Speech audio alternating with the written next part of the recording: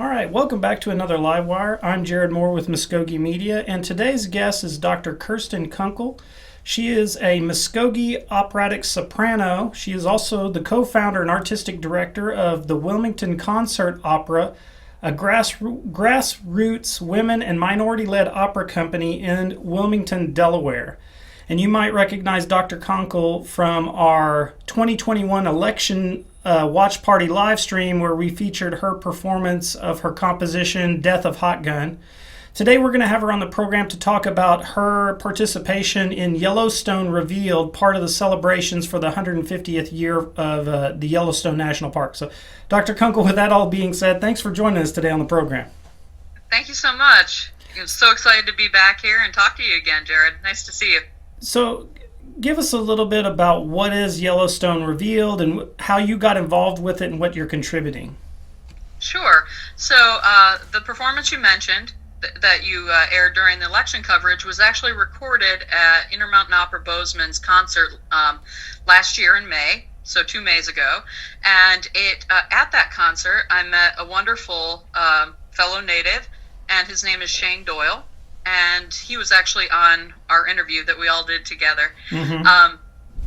So Shane actually talked to me at that performance and said he was part of Mountain Time Arts, who was doing this big collaboration with Yellowstone, that he wanted to bring as many of us as he could back to perform for Yellowstone Revealed.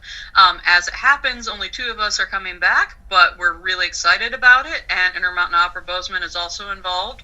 So we're doing great things with that, and the part I am doing is part of the All Nations TP Village that Shane is running, and for it, I started out only being a performer, which is in itself amazing and exciting, but then that escalated. At some point, I offered to write a poem for the occasion, because it's the 150th anniversary of Yellowstone, so this is a very big historic moment, and they're really trying to reach the tribes, specifically that had been on Yellowstone land, but really all of the native tribes out there, as many as possible, mm-hmm. to be involved in this historic event. So I offered to write a poem for it, and he said, well, let me see about if we could commission it. And that turned into commissioning an actual art song for the event, which I did write, and I'm going to premiere. So I wrote the poetry, I wrote the music, and I'm going to premiere it. And Awesome. That's a really big, wonderful, and so exciting moment for me in my career, but also because it means so much that I can represent Mvskoke at Yellowstone for this specific event. That's something I never thought I'd get to do on that level, and it's really just so exciting for me as a performer, and now as a composer, but also as a native person, trying to make sure that representation is really happening.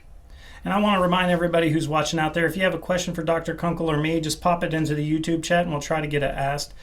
So for anybody who wants to catch this, is the only way to see it go to Yellowstone, or how is it going to be streamed anywhere or broadcast anywhere? I don't know that it's going to be live streamed. I don't believe it will. I do believe it will be videotaped so that you can see it later. Even if Mountain Time Arts, for some reason, the record fails, the video mm-hmm. fails, I plan to record it as well. I got permission for that, so I could have it for my own records. Oh, okay. So if nothing else, at the very least, it will eventually be available on my YouTube page, which is, you can just search my name. Awesome, yeah, for sure. And so Mountain Time Arts, they're gonna do a recording of it, and it's gonna be on their website, or? I believe so. I think that's the plan. That hasn't been solidified yet, but I believe so. Gotcha. So, and if not, I will be happy to reach out and get you my video. All right. Well, and if for the audience that's watching this, when we have more on that, I'll try to put a link in the description of this video so you can click through and go to their website and check out the performance. Great.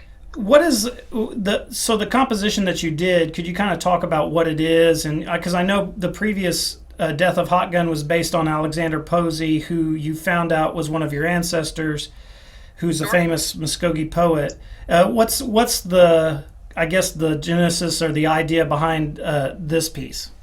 Sure. So yeah, the first piece that I did that you're mentioning, full title is Hot Gun on the Death of Yudeka Harjo. Mm. It's his only poem that's in Pidgin English, and I really wanted that to be set. It's a long story. I talked about it on our last interview, so if anybody's interested, please go back and check it out. But yeah, Alex Posey was my great uncle. And he had a very famous poem that he wrote, which was, a little more free verse, that said, "All of my people are poets." And that's the title of it. And I feel kind of like I'm kind of stepping into something there, that I get to take the mantle, if you will. I don't know that I can compare myself to Posey, but it's nice to be able to represent in that way. So it is called Reclaim the Land, and it is very specific to Yellowstone. Yellowstone wanted something, Mountain Time Arts and Yellowstone wanted something that was special for this occasion.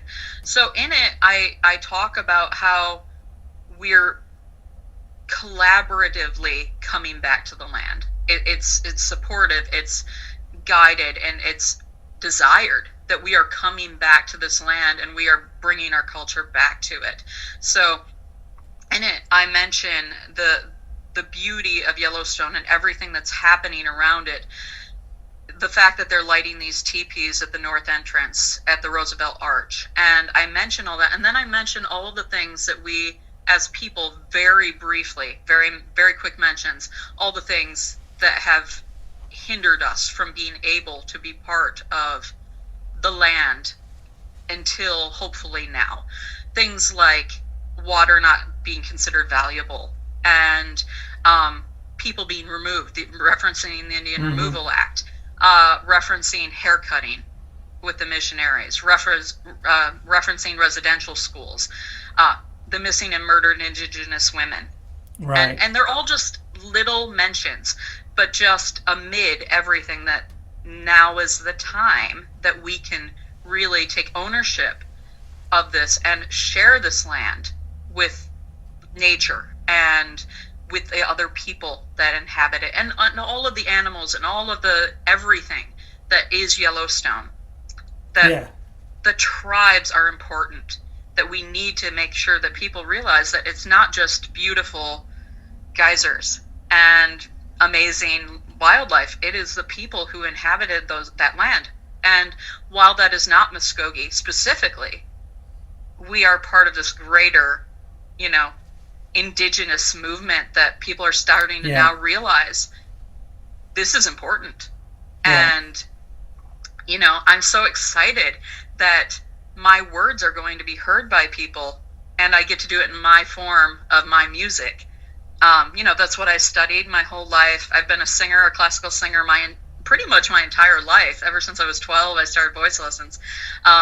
So it's really exciting to take this Western art music that I've had as part of my background and bring it to, my native heritage in a way that I never expected I'd be able to, and to combine the two, because that's what I am. I am part European American. I'm also part Native, and I think that collaboration makes me unique in my way. I get to be the voice of my ancestors in that way.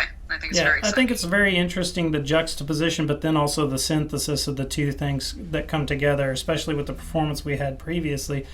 And I want to mention to the audience too, there is a Facebook event page. The link for it's in the description of this YouTube video if you want to go look, because there's also that it's not just going to be this performance. There's many events, like Dr. Kunkle mentioned earlier, the lighting teepees, and there's guided trail tours and all types of events associated with this Yellowstone Revealed event. So going beyond the Yellowstone Revealed event, I was looking on your webpage there, and I saw that you have some stuff coming up in the fall and then also in the spring, some major things. What could you talk a little bit about those?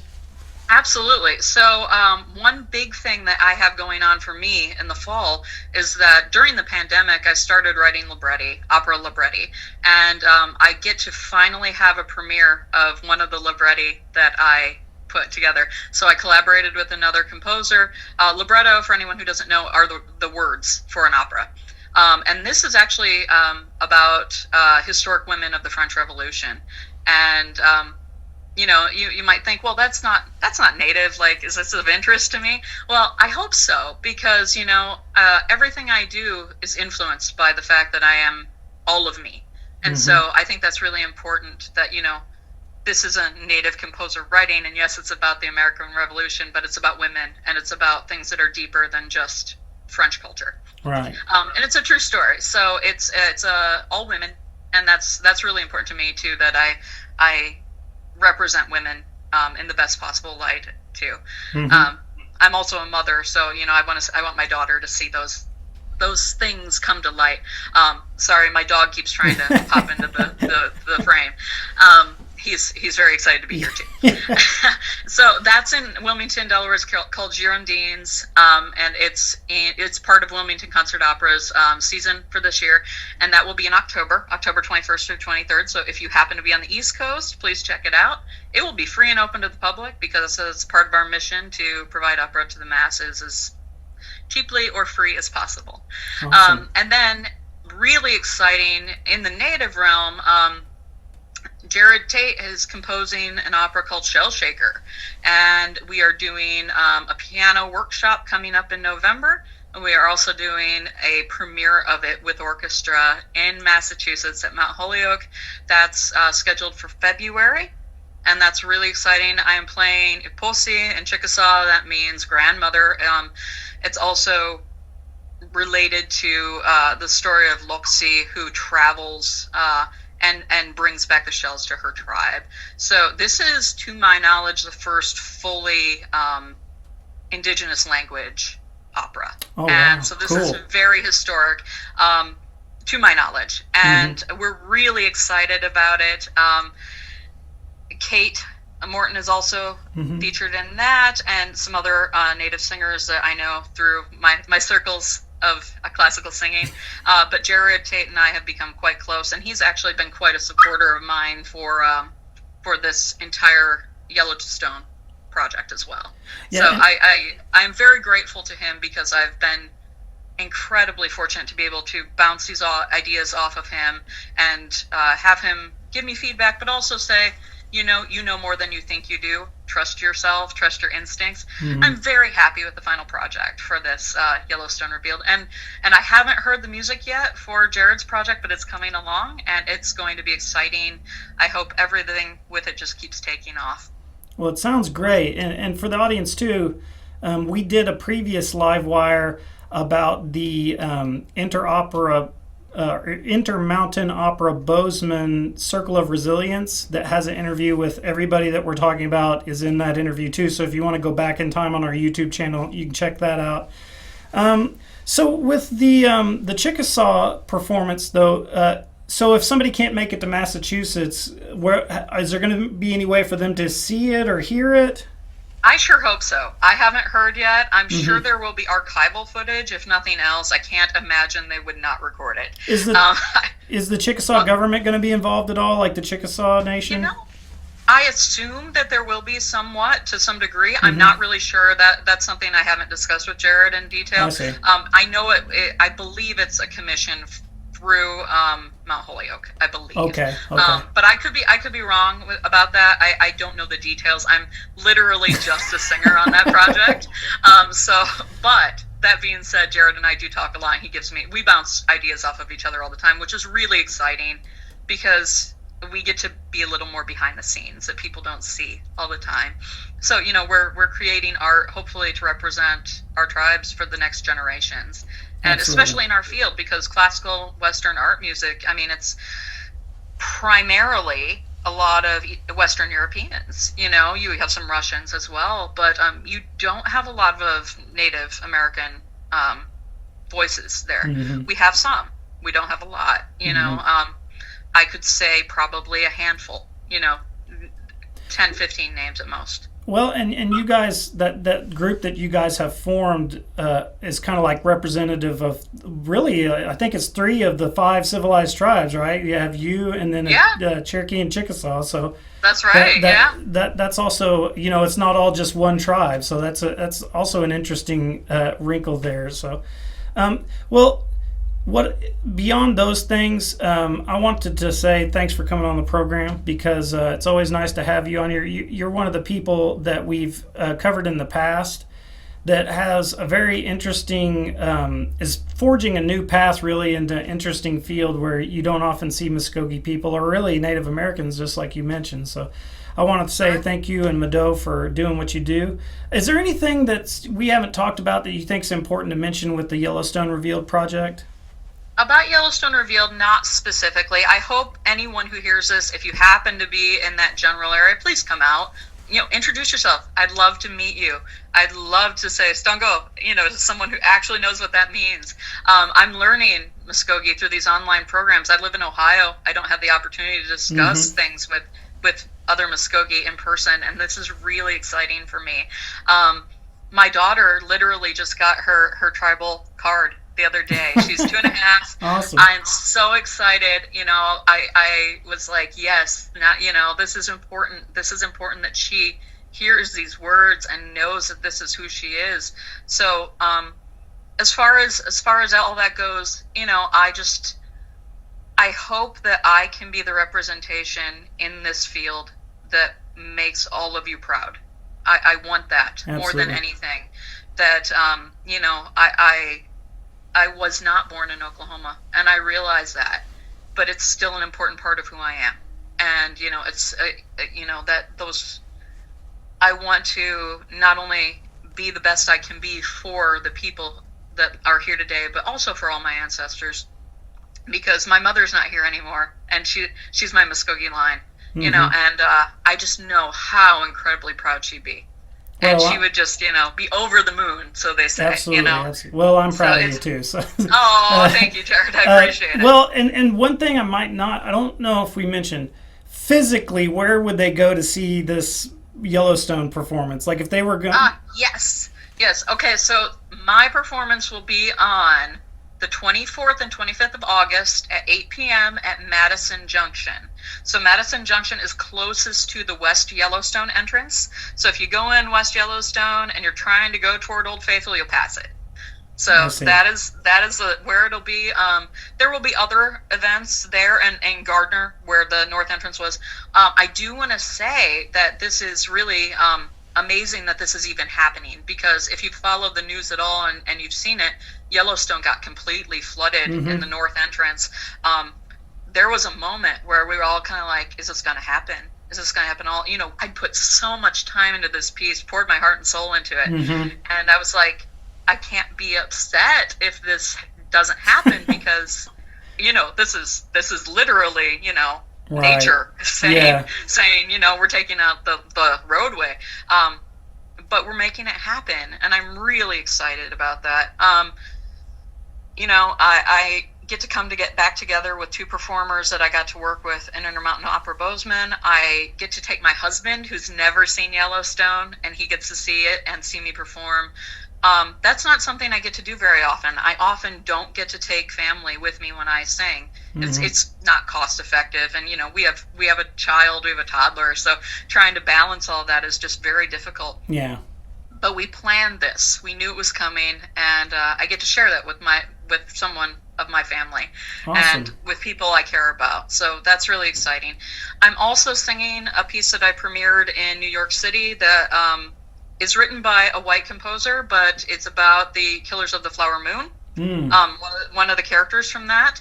And there was a lot of discussion. Should we do this? Should we not? Is that enough to have the background?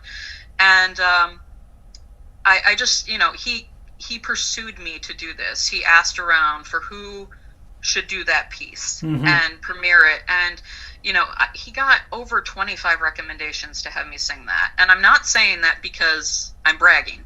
I'm saying that because, he wanted a native singer who could sing it the way he wanted, that would represent the culture as well. Yeah. And so the character in it is Anna Brown, who right after the aria she sings, she gets killed. Wow. So it's really awful and tragic.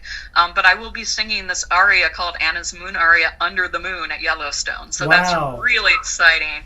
And then we are also doing a duet to close out the program. Kate Morton and I are going to do a duet called Fire. It is by the Métis composer Ian Kusan, who is a lovely, wonderful composer and person. And just to tie it back into Muskogee culture, the poet is Joy Harjo. So Awesome. that will close out our program, and I'm really so thrilled to be there and doing that.